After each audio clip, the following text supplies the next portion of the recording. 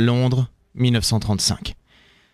Ne me demandez pas la date exacte, je n'en savais fichtrement rien. Dans une certaine réalité, je rentrais juste de Berlin en compagnie du professeur Key et de Laura. Dans une certaine réalité, le professeur Key m'avait permis de rester à Londres et de ne plus continuer à chasser les yeux de l'ange bleu de par le monde.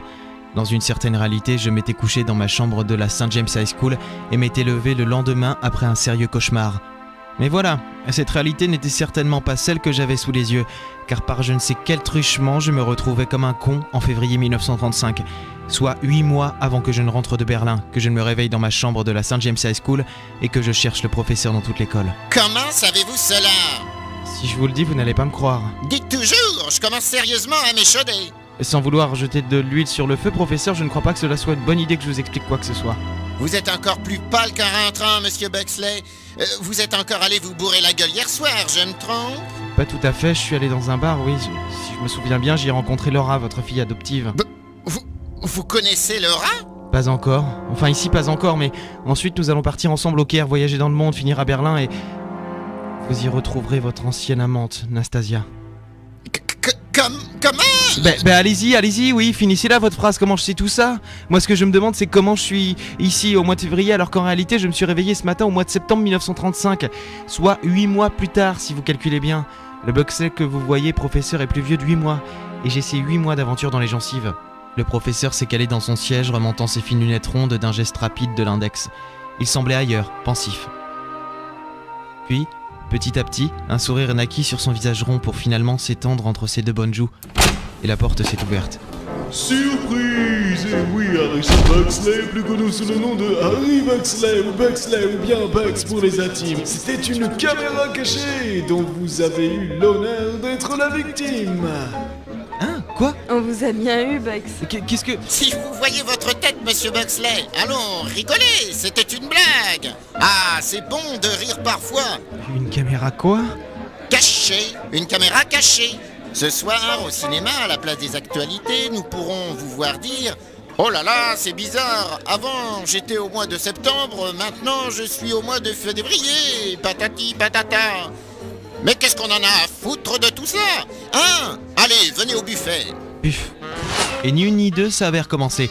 Sans que je comprenne comment, je me retrouverais dans une grande salle avec plein de gens autour d'un grand buffet.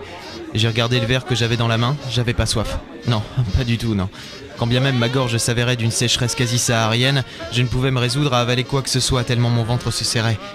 Parmi la foule, une silhouette vêtue de ce qui s'apparentait à une grande bure de moine, une capuche jetée sur la tête, se frayait un passage maladroitement.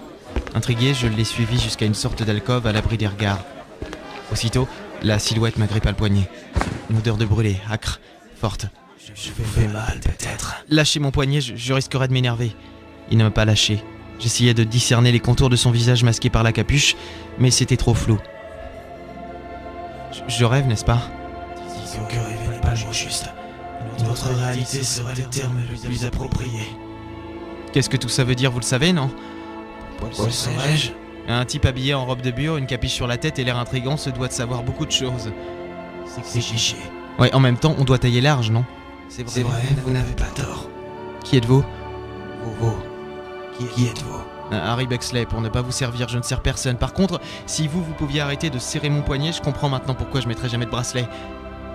Alors vous avez la réponse à votre question. Sans vouloir vous offenser, je n'ai pas le pouvoir de me dédoubler. Oui. Et vous n'avez pas le pouvoir de comprendre non plus. Ôtez votre capuche, on verra si vous êtes vraiment moi. Il a hésité un long moment. Il a lâché mon poignet et a porté ses mains délicatement vers sa capuche pour la rabattre et découvrir un visage brûlé, tuméfié. Non, c'est pas un visage. Ce qui auparavant aurait pu s'appeler un visage, oui. Je vous épargnerai les détails. Mais j'ai vomi. Oui. Moi aussi, ça me fait le même effet. Vous ne me ressemblez pas du tout. Même après une grosse cuite, j'ai pas le visage aussi défait. Je ne reviendrai pas, n'est-ce pas? On commence le rêve? C'est la question que je me pose depuis ce jour de septembre 1935. On est en quelle année là? Ici, le temps ne se compte pas.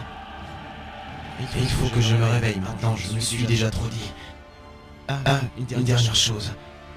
Une vie pour une vie. Quoi? Et à mesure que je ne sentais plus mes membres, la voix résonnait en écho. Une vie pour une vie.